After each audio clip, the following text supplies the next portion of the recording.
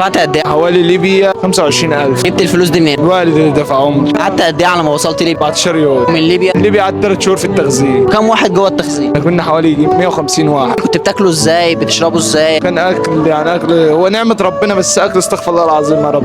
كنا بناكل يا عم، لو كنا شفنا عيش ناشف في التخزين كنا بناكله.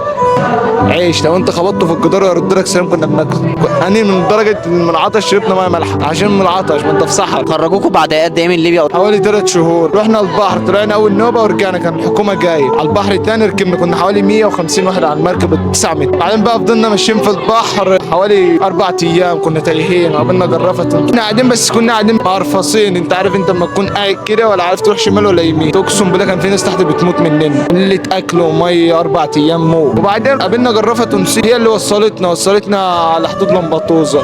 بعد لمبطوزه هم الطليان بقى استقبلونا. بعدين كده دخلنا بقى نظام حجر صحي